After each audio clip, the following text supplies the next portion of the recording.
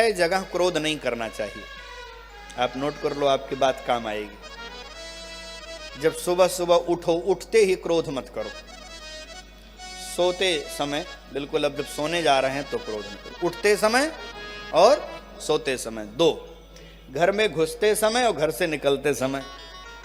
कई लोग घुसते ही तो अरे बाप रे बाप, पारा हाई, और निकल रहे हैं तो घर वालों को खरी खोटी सुनाई, क्रोध में निकले।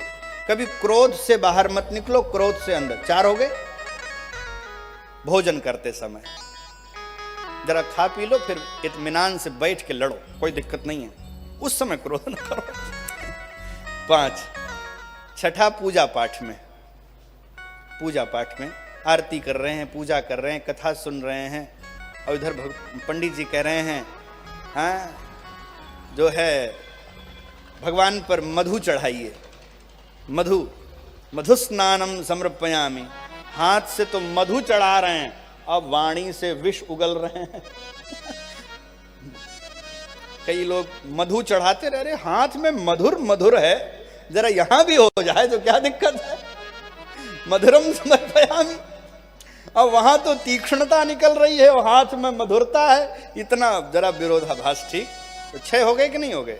घर में आते जाते समय, सोते समय, जगते समय, और भोजन करते समय, और पूजा पाठ में 6 समय क्रोध नहीं करना चाहिए, नहीं तो पुण्य क्षीण हो जाता है।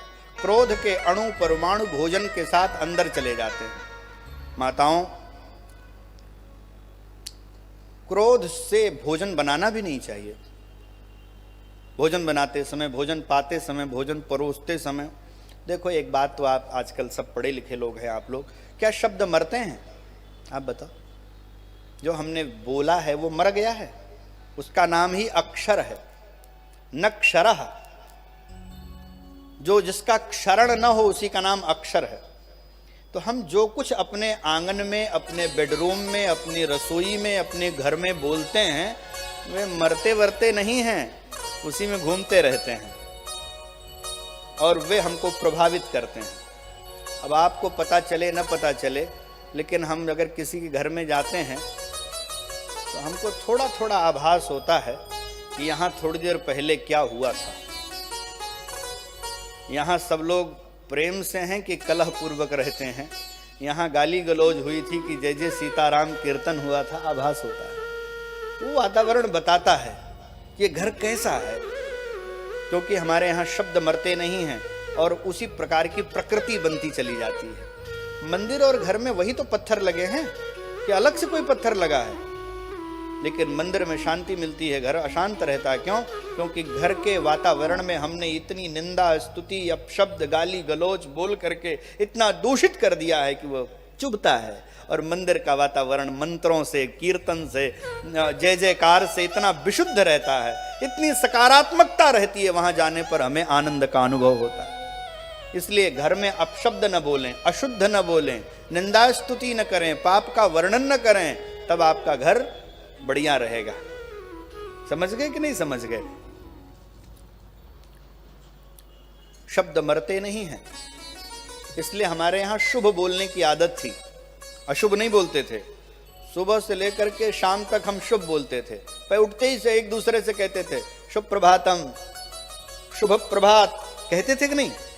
शुभ बोलते थे, जिससे वातावरण में शुभता घुल जाए। शुभ संध्या, शुभ रात्रि, मंगल हो आपका, मंगल और शुभ लाभ, यही बोलते रहते थे, जिससे हमारा घर का वातावरण। आप अपने बेडरूम में भी अभूतपूर्व शांति का अनुभव कर सकते हैं। हम तो कई संतों की कुटिया में जाते हैं तब पता चलता है कितनी शांति है, अभूतपूर्व शांति, क्योंकि वहाँ भजन से इतनी सकारात्मकता है, इतनी दिव्यता है, वातावरण इतना विशुद्ध है कि जाते ही चित्त लग जाता है, मन होता बस आंख बंद कर लें और बैठ जाएं। यहाँ पर केवल स्ट्रक्चर खड़ा कर देने से वातावरण आप विशुद्ध नहीं कर सकते हैं।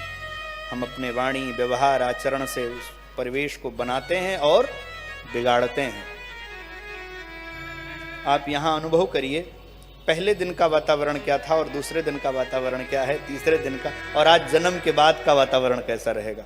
और आप अनुभव करिएगा, जिस दिन पूर्णाहुति हो जाएगी, भंडारा हो जाएगा, उस दिन 1 दिन 2 दिन 4 दिन आप देखिएगा कि लगेगा ऐसा कि कुछ था वो चला गया। आपको ऐसा अनुभव होगा 1 हफ्ते की वही कोई अलग से चीज थी जो यहाँ आनंद कर रही थी वो चली गई। ऐसा अनुभव हम भी अपने घर में अनुष्ठान कराते हैं तो उसका अनुभव करते हैं, ऐसा नहीं कि आप ही कर रहे हैं। कहने का अभिप्राय यह है कि क्रोध मत करिए,